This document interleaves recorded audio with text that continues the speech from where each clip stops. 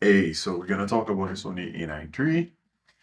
My name is Caleb. Thanks for joining me on my channel. I typically like to make videos about budget gear and any tips and tricks about editing on the programs that I use. So I use DaVinci for video, Affinity Photo for photo. But today we're talking about a9iii. First off, I'm a little bit of a Sony fanboy. Okay, I'm a Sony fanboy. Um, however, I'm not trying to suggest that everybody need this a9 III. There's a reason why most of us don't have an a9 I or an a9 II. It's because we're not sports shooters. We don't shoot like wildlife and birds and stuff, right? Those cameras are specifically they were made intentionally for people who shoot sports and stuff, fast moving, fast paced things. And that's why it has the features that it has, no blackout, all of that, right? That's also why they release this lens with the 300.8. Very obvious it's for sports and probably the Olympics that's coming up next year. Um, so not trying to say everybody should go get this camera. Everybody should be excited about the global shutter, despite whatever issues it might have with the ISO and the dynamic range. I doubt it's going to be that big of a deal. Most people can't even tell the difference between 13 or versus 14 stops of dynamic range, anyways, right? Um, that being said, so it was a little bit disappointing when some of my favorite YouTubers downplaying this global shutter thing and the fact that it can't sync the flash sync speed. The fact that the camera could sync with any flash at whatever shutter speed you want that the camera could do, even up to 1/80,000th of a second. Um, so despite the video evidence that's already out there, Manny and Pixel, I know for sure, have videos out there showing the camera syncing with a speed light at 1/80,000th of a second, giving you a proper exposure. But then some of my favorite YouTubers, right? Well, the two of them in particular, I'm gonna call them names. I'm not naming nobody, but two of them in particular, um, were basically saying the only first of all, you're gonna need to spend a ton of money to find a strobe that can deal with that type of flash duration. 1/80,000th of a second, that's crazy. The only strobes they could think of that do that cost like upwards of $20,000. And I'm like, but they did, there's video evidence of people doing it with speed lights. So why are you saying this? And in fact, one of y'all were there. One of you were at the event, my G. One of you were at the event where people were using it with regular strobes. Um, and probably more expensive strobes, but some regular strobes and speedlights and stuff. So I'm not sure why they're saying that. I think they are thinking of it with the conventional knowledge about strobes and how they function. And that shouldn't be how they're thinking about it because it's a global shutter. And it doesn't even have a mechanical shutter anymore. Um, hell, it doesn't even really have a shutter anymore. It's just snapping pictures now. It's literally just snapping pictures. Like you press the button and the picture's taken. That's it. Right? So I think I would, you know what? I want to describe it as chopping pictures because this is going to make it really easy to understand why I think they're wrong and how the mechanism probably works. So typically, first of all, put on a light or you have a flash, right? Think of the old flashes, how the old flashes used to work. You used to hear it charge and it would go, don't rip me for my sound effects.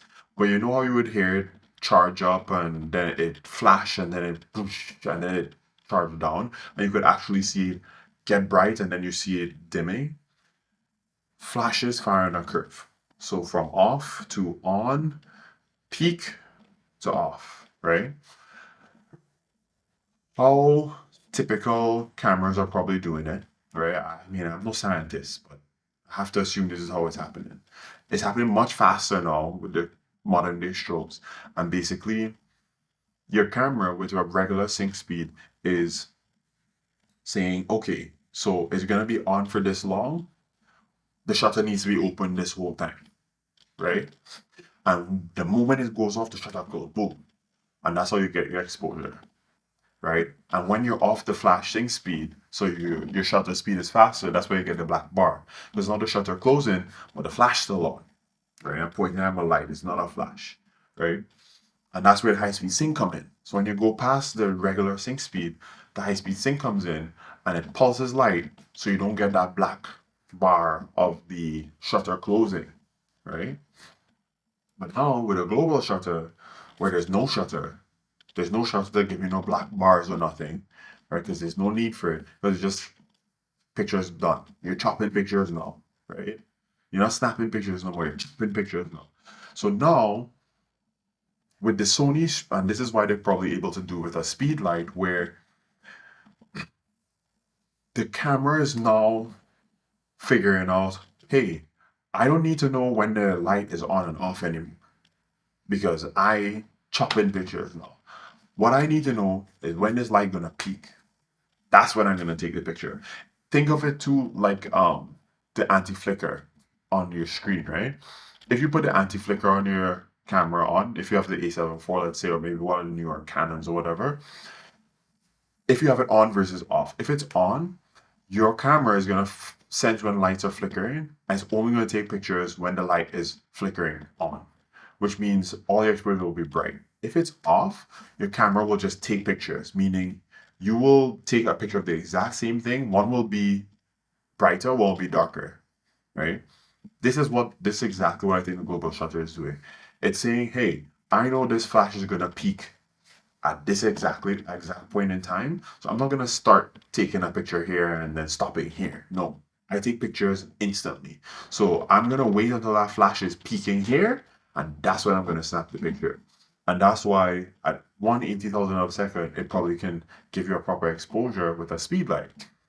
And I think that's where some of my favorite YouTubers are going wrong, man. How good you guys? Anyways, um, because the camera is basically ignoring the entire rest of the flash duration and saying, I'm only going to snap my picture when I see the most amount of light from this flash. Um, so because Sony, using a Sony flash, I think they've already programmed it based on the videos that I can remember. But with other flashes, you have to program it because they don't have that information probably, or they don't care to put it in yet, right? Because it's also beta firmware, whatever they were saying. Um, but you have the option to program it. And I think as they roll out updates, they'll probably include more strobes and stuff. But for now, it's just the Sony flashes that does it automatically. Um, so yeah, I think this is the mechanism they're doing it. They chop in the picture.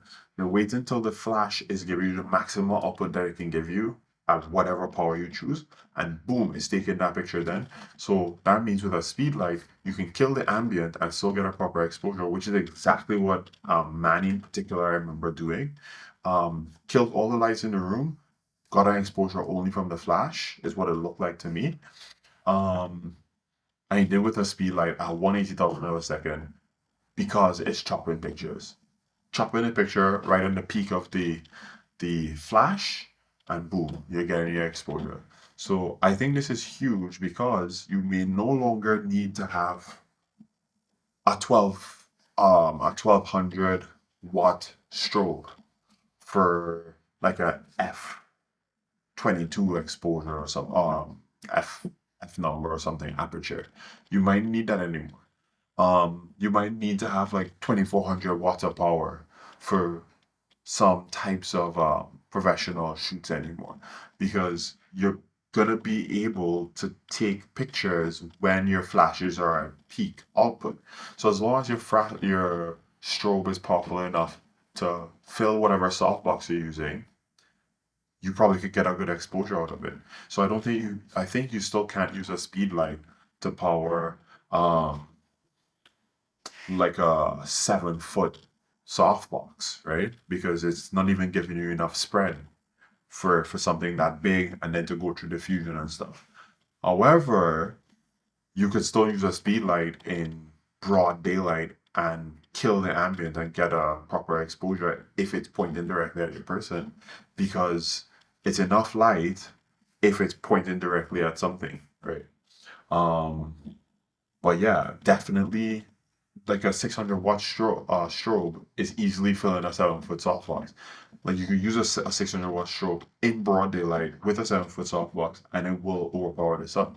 So, I mean, to me, I'm super excited for this to roll down or trickle down into like the new A7 V maybe. Which, if the A7 V is released with nothing new but this global shutter, and I mean, I probably won't get an a9iii to test because I'm nobody right now. Um, but I know that some bodies are gonna start getting them soon, and when they do, if this is exactly what I think it is, um, and I mean everything else is on point. I mean it's allowing us to do 4K 60 no crop now, right?